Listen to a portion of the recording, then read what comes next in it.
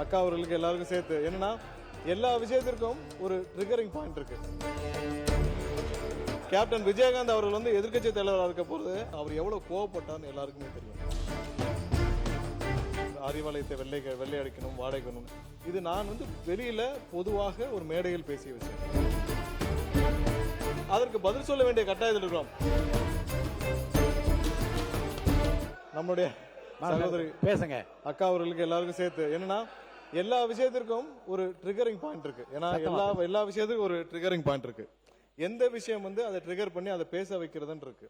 இப்ப மாண்புமிகு உறுப்பினர் அவர்கள் பேசிட்டு இருக்க சொன்னார், அதாவது அறிவாலயத்தை வெள்ளை அடிக்கணும், வாடகைக்கணும், இது நான் வந்து வெளியில பொதுவாக ஒரு மேடையில் பேசிய விஷயம்.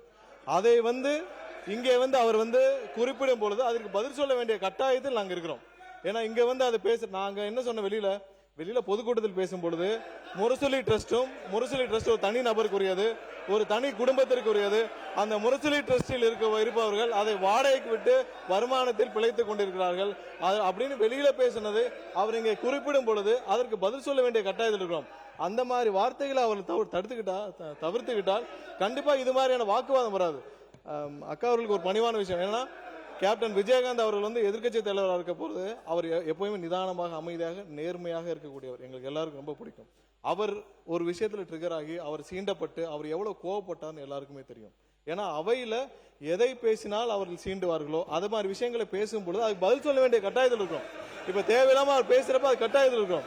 ஏனால் அமைதியாக இருந்த கேப்டன் அவர்கள் கோவப்பட்டு அவர் வந்து எந்திரிச்சு நின்று அவர் அன்னைக்கு பேசினது அன்னைக்கு இருக்கிற உலகமே பார்த்துச்சு. ஏன் அவரை வந்து சாதாரண பேசல, அன்னைக்கு யாரோ சீண்டும் ஒரு வார்த்தைகளை அவர் குறித்து பேசும் பொழுது அவரையும் மீறி அவர் கோவப்பட்டார். ஏன்னா எப்பயுமே ஒரு லிமிட்டோட என்ன பேசணும் அது பேசாமல் இன்னைக்கு வந்து அறிவாலயத்தை வாடகைக்கு நாங்கள் அதெல்லாம் வந்து நான் வெளியில பேசின விஷயம், பொதுக்கூட்டத்தில் பேசின விஷயம்.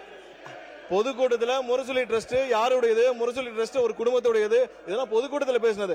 அதை பேசும் பொழுது நானும் இங்க வந்து அதுக்கு பதில் சொல்ல வேண்டிய கட்டாயம் இருக்கும். அது பதில் சொல்லும் பட்சம் இது வேற திசையை நோக்கி போறது.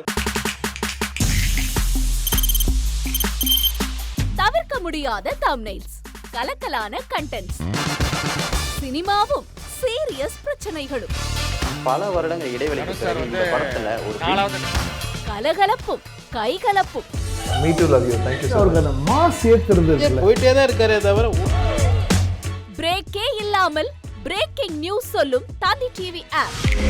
இன்ஸ்டா தலைமுறை வரை இறங்கி அடிக்கும் தந்தி டிவியின் டிஜிட்டல் எக்ஸ்க்ளூசிவ். அது தண்ணிக்குள்ள போகும்போது ஹேங் ஆயிடுச்சு. உங்களுக்கு விஜய் சார் எந்த அளவுக்கு ரொம்ப பிடிக்கும்? Of course, Malayalis are huge Vijay sir fans. ரெண்டு பேருமே ரொம்ப பிடிக்கும் எனக்கு. தந்தி டிவி ஆப்பை இலவசமா டவுன்லோட் செய்யுங்க, ஃபாலோ பண்ணுங்க, சப்ஸ்கிரைப் பண்ணுங்க, என்ஜாய் பண்ணுங்க.